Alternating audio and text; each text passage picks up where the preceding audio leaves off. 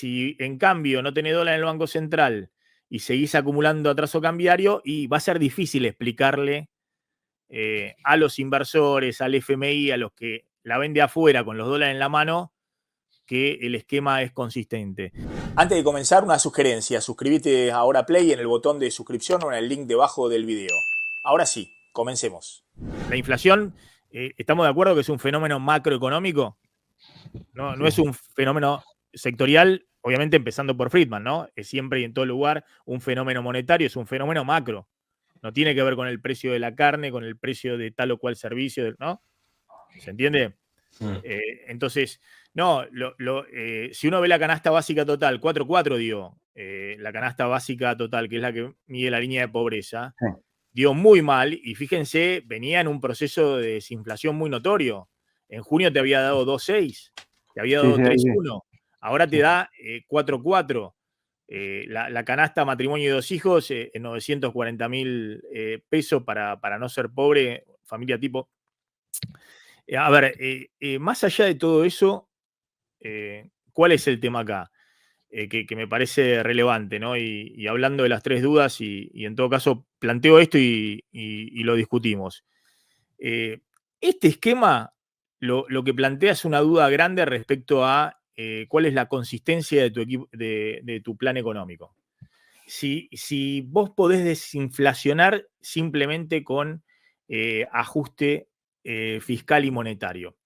Yo había traído acá en un momento un paper de Bresser Pereira, un economista que también fue funcionario en Brasil, que hablaba, y lo voy a traer de nuevo para que lo conversemos, que hablaba de cómo en Brasil se habían aplicado la receta de manual del monetarismo para desinflacionar, y en Brasil pasaba lo mismo, que la inflación se había derrumbado respecto a niveles muy elevados, 300, 400%, pero había quedado en 4 o 5% y no bajaba. Decían, estamos haciendo todo bien. Hicimos el ajuste fiscal y monetario y demás, y no baja. Esto lo alertó Cavallo en su momento, que aparte su tesis la hizo a fines de los 70 sobre también fenómenos de inflación inercial, ¿no? Está pasando algo que no termina de derrumbar los precios. Yo no sé si es válido eso o no, o si es cuestión de esperar. Lo que sí sé es que estos números inflacionarios y esta dinámica de la inflación pone un interrogante muy grande en el plan económico en tres aspectos. El primero es que vos estás tocando estos niveles inflacionarios con una economía que estaba en el quinto subsuelo y que tocó fondo en julio, agosto. Entonces, la pregunta es, si vos en el momento más recesivo te quedaste con estos números inflacionarios, bueno, ¿cómo se juega cuando la economía empieza a recuperar demanda? Cuando empieza a recuperarse lentamente el consumo. Cuando las empresas, por primera vez lo estamos viendo con las importaciones, empiezan a demandar también importaciones, insumo, empieza a moverse un poco la economía, porque hasta ahora era una economía que se había estoqueado a full hasta el año pasado, aprovechando la brecha cambiaria y el regalo del dólar oficial con semejante brecha cambiaria. Entonces todos se habían estoqueado, y parte de la recesión y del derrumbe del sector industrial y de lo que vimos en la primera parte del año fue toda la economía desestoqueándose. Y por eso no había problema si ponías el arancel en cero de importación. Incluso algunos empresarios industriales te decían, ¿qué importa? No se está importando nada. ¿Pero por qué? Porque estaban todos estoqueadísimos de productos que se habían estoqueado en el esquema macroeconómico lleno de desequilibrios del año pasado. Entonces, la pregunta es, primero, ¿qué pasa con los precios si la economía ya tocó fondo, empieza a recuperarse, empieza a recuperar demanda, consumo y empieza a moverse en otro nivel? Y relacionado con eso, el gobierno hizo a través del Banco Central un punto muy fuerte respecto justamente a que en medio de la recesión y en medio de las nuevas reglas macroeconómicas, los empresarios debían achicar rentabilidad y tenían que trabajar con márgenes de rentabilidad muy, pero muy acotados. Cosa que se fue achicando rentabilidad en distintos sectores, pero en una economía que estaba derrumbada. Entonces la pregunta es con la recuperación de la demanda, si efectivamente no va a haber también en algunos sectores recomposición de rentabilidad, que es una discusión. Y esto planteado por lo que se vio en los informes del Banco Central, donde decían tienen mucha rentabilidad, achiquen rentabilidad como forma también de comprimir los precios. Bueno, muchos lo hicieron, hay muchos sectores que eso ocurrió, se fue achicando la rentabilidad respecto a los márgenes exorbitantes que había del año pasado, pero en una economía que empieza a recuperarse, ¿dónde quedan los precios? El segundo punto, y me parece que es el más obvio, ¿no? Que no es para discutirlo ahora, porque todos están viendo que en este esquema de cepo y demás, hasta diciembre llegás, pero que seguramente va a estar en todos los informes de acá hasta diciembre, es la regla del crawling peg. La regla del crawling peg, ya en estos niveles, con el nivel de apreciación que tuviste en estos 8 o 9 meses, y bueno, empieza a crujir por todos lados. Porque siempre los crawling peg crujieron y terminaron muy mal cuando no convergió rápidamente la tasa de inflación a la tasa del crawling. Es obvio, no hace falta explicar más nada. Y sobre todo, cuando eso ocurre con un banco central sin reservas. Si me dijeses, bueno, qué sé yo, Martín Guzmán en 2021 con el tipo de cambio oficial al 1%, brecha del 100%, y rifándose 2021 el superávit comercial de 15.000 millones de dólares, bueno, está bien. Tenías un superávit récord, 2021 récord de cosecha espectacular, bueno, se rifaron todo. 2022 lo mismo, se rifaron hasta que se rifaron gran parte, bueno, todo, el superávit comercial, también otros 15.000 y 17.000 millones de dólares.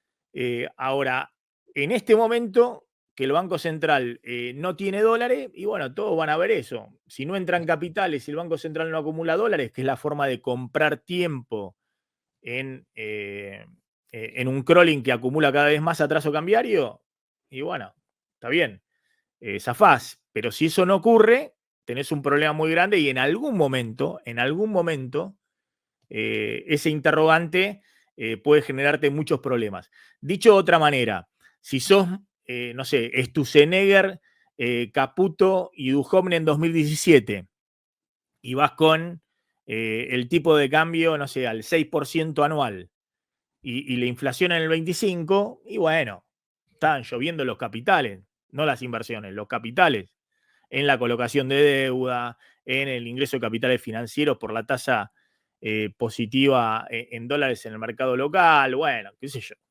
Es decir, obviamente iba a terminar mal, pero tenías un poco más de tiempo. Entonces, si en cambio no tenés dólar en el Banco Central y seguís acumulando atraso cambiario, y va a ser difícil explicarle a los inversores, al FMI, a los que la ven de afuera con los dólares en la mano, que el esquema es consistente. Y ahí lo que muchos están preguntando es cuál es el nivel de reserva que puede detonar algún episodio de desconfianza si eso no se soluciona rápido, ¿no? Ahí vi algún informe, no sé si era de 1816 o de alguna de las consultoras, que decían, bueno, tal vez 10.000 millones de dólares. Si vamos con esta dinámica y el menos 10.000 millones de dólares, estoy diciendo, ¿no? Reservas negativas. Si el Banco Central termina en diciembre con menos 10.000 millones de dólares de reservas en el Banco Central, bueno, hay que ver cuán creíble va a ser el discurso oficial, el relato que vos tenés que vender, o la solidez de tu esquema fiscal para convencer, digamos, a los agentes económicos de que esto no termina con una corrección cambiaria o con a una recalibración de la política cambiaria, pese a que vos juraste y rejuraste que eso no va a ocurrir. No, ya lo dijimos, ¿no? El escenario, si se da el escenario de Arriazu, el Banco Central comprando acá a fin de año 6.000 millones de dólares es una cosa, nadie está viendo ese escenario de Arriazu, Entonces la pregunta es, ¿cuál es el nivel de reservas negativas que en algún momento generan un episodio de desconfianza? ¿No? Decir, bueno, che, ¿qué pasó con esto? Y el tercer punto que yo veo también con un problemón para el gobierno es que, claro, vos estabas aplicando un proceso de estabilización en medio del sinceramiento de precios relativos. Entonces tenés un problema porque esto te obliga a frenar o a dosificar los aumentos de tarifa de servicios públicos para que seguir el sendero de desinflación. Y si eso ocurre, bueno, tenés obviamente los problemas que ya sabemos cuando tenés que hacer más ajuste fiscal por otro lado, y además tenés un problema de recalibrar, no terminás más, digamos, estás siempre, no terminás de estabilizar, porque siempre tenés que empezar a... ¿Te queda alguno atrasado? Exactamente, o te quedan las tarifas atrasadas o siempre en algún momento vas poniendo el momento de la corrección de las tarifas públicas. E insisto, fíjense, ¿no? ¿Se acuerdan el esquema de Vladimir Werning de los precios relativos? El cuadrito ese de precios relativos. Bueno, en el cuadrito ese de Vladimir Werning de precios relativos, que se acuerdan que nosotros dijimos que creo que en abril o en mayo, la primera vez que lo hizo, se le había escapado porque había puesto también el dólar oficial, ¿te acordás? Y el dólar ahora ya no lo pone más en ese cuadrito, en ese grafiquito, pero lo que se ve ahí claramente es que todavía tenés precios relativos que acomodar, es decir, todavía tenés precios relativos que te están quedando atrás y que tenés que acomodar. ¿No? Y entonces la pregunta es, bueno, ¿a qué ritmo podés hacer eso si vos necesitas desinflacionar rápidamente desde la macro para que no te estalle el esquema cambiario? ¿No? Entonces, fíjense, todas las barritas grises son los precios acumulados que había de desfasaje que venían del gobierno anterior, ¿no? Acumulado hasta noviembre de 2023, desde el primer semestre de 2019, cuando Werning dice eran precios en equilibrio, no había distorsión profunda de precios relativos, porque acá está, primer semestre de 2019 igual a 1, este es el 1. Decía no había distorsión porque, bueno, Macri había sincerado todo el tema de tarifas públicas, servicios privados, y hasta que se metió de lleno en la campaña, o hasta después de las PASO, que después empezó a pisar de nuevo todos los servicios y demás, no había atraso, ¿no? Entonces, es evidente que todavía tenés electricidad. Mirá, según esto tenés todavía 35% abajo electricidad respecto, ¿no? Tenés transporte público, tenés servicios privados como comunicaciones, tenés todavía atrasado combustible, bueno, parte de las prepagas. Yo la otra vez estaba con algunos empresarios del sector y decían, che, pero si ¿cómo se llama? El Banco Central dice que estamos atrasados todavía. Y ustedes están diciendo todo el tiempo que no podemos aumentar por arriba del número de la inflación. Entonces, ¿cómo llegamos a equilibrar esto? Educación privada. Y se acuerdan que estaba por acá el dólar oficial, en aquel entonces creo que estaba entre 30 y 35% abajo del equilibrio del 2001. Ahora no lo puso más, lo sacó porque, bueno, se dio cuenta que si no el Banco Central estaba reconociendo un atraso cambiario profundo. Ahora debe estar, no sé, 40%, debe ser 0,6 el dólar oficial. Vamos a hacer la cuenta, Amílcar, para... Entonces, ahí tenés un problema. Más allá de que todos estos que están arriba, vos necesitas que converjan para abajo, ¿no? Fíjate vehículos, lo que decimos siempre, tiene que haber caída de precios relativos de vehículos y tiene que subir mucho menos que el resto de la inflación. En agosto sucedió eso, porque subió 2% nada más vehículos. Sí, septiembre con impuestos país puede ser lo mismo, ¿no? Que había claro, algunos... bueno, lo mismo pasa con el tema del precio de medicamentos, restaurantes y hoteles. Se fueron equilibrando muchos precios relativos. Los que están de este lado se fueron acercando acá, estaban mucho más abajo, fíjense, están más arriba, ¿no? Están más arriba, no están en la... ¿Ok? salvo educación y demás, están más arriba. No están a donde te lo había dejado el kirchnerismo. Ahora, los que están muy arriba tendrían que ir hacia acá. Algunos ha ocurrido con el tema de textiles, se equilibraron, medicamentos todavía no, al contrario, siguen muy por arriba. Otros se han ido equilibrando acá.